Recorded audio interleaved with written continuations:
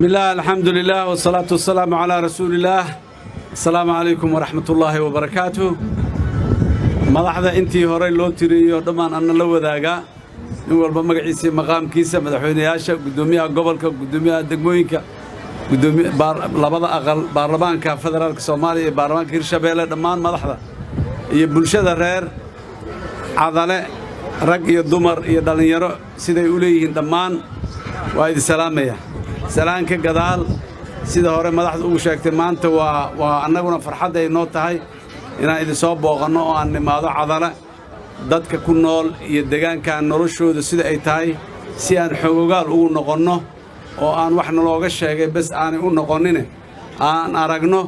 dadkeedana aan dhageysanno ayay ahayd sida madaxweyne Shariif sheegay fariimaha qaarkood shir waaba la soo gudbiyay laakiin waxay u baahnayd in la iska warsado waana la iska warsaa waxaanan rabnaa dadku wax kasta oo tabasho ah meel dalku horta iyo dadka Soomaaliyeed meel kasta jooga waa wada tabasho meel lagu tabasharayo ay ma jirto marka walaalaha waa la iswarsanayaa wixii maanta la xalin karana maanta la xalinayaa wixii berri in la xaliyo u baahanna berraan u dhigan doonaa dadkan dhaxdiisayna wax nooga maqan yihiin wax duur jira ma aha sida loo sheegay waa ku mahadsantihiin waa aad iyo aad ayaan muxuu ahay baryahan oo dhanna ayaa howlahaas loogu mashquulsanaa oo sida madaxweynuhu sheegay dad badana muxuu ahay aaraa iyo afkaar ka soo gudbiyay waana ilaahay idinkiisa heshiis iyo nabad iyo maxaan ku rabaa dadka degmada cadale waa la sheegay degmo taariikhi ah waaye dadkeeduna taariikhdaas ay la leeyihiin degmada dhulka iyo geedaha iyo darbiyada ma laha taariikhda dadaa leh taariikhda dadka degmada cadale degan ayaana taariikhdaas leh taariikh qadiimi oo xadaari ah dadku hadday leeyihiin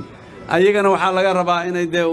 dhaqankaas dawladnimo ee qadiimiga xadaariga inay la yimaadaan oo dhaxdoodu ay isqaataan oo ay is-aqbalaan oo ay maxaan ku yiraahdaa gacmaha isqabsadaan oo horta ciyaaya loo cila dhaamiyaa bal horta waxay ayagu qabsan karaan inay qabsadaan degmadaan aniga hadda ka horna maraan imid haddana masaaka maanta baabuurka intii yarada ku soo dhaxmaray waxa ii muuqanaya wax badan oo dadka reer cadale ay horta qabsan karaan waxa ku xigadeen dawladda muxuu ahaay Hirshabeelle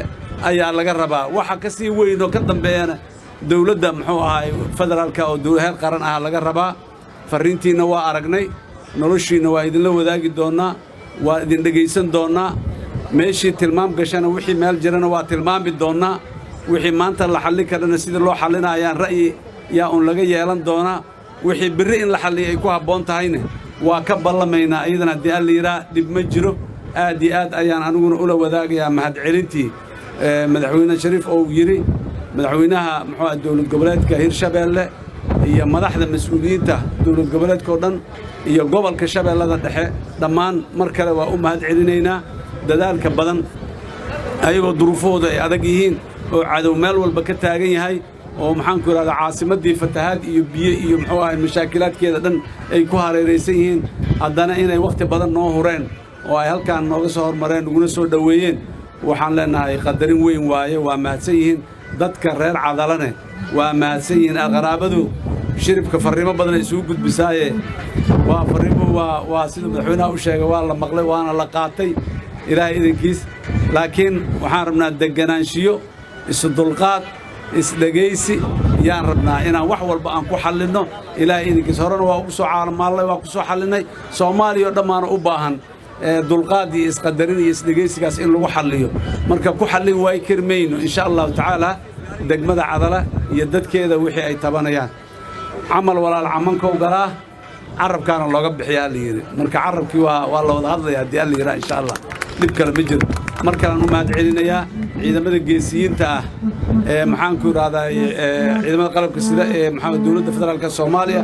iyo ciidamada amniga ee maxaan ku raadayay dawlad goboleedka Soomaaliya Hirshabeelle intaba waa u mahad celinayaa waxaan uga tacsiyeynayaa wixii ayaga oo dalka xoreynaya ku geeriyooday waa geesiyaal waa shuhada waana loo abaal gudi doonaa hadii alla yiraahdo idinkuna maalin iyo nolol qurxoon oo aad dadku u horseedaan adinkana dhinacin uga noolaa doontaa iyo karaamo haddii dalkaani khatar badan uu ku jirana waa ka soo badbaadiseen nooc walba leh maantana waxa u taagantiin tii cadawgaas ahayd waana u wada dhannahay ilaahay idinkiis mar kale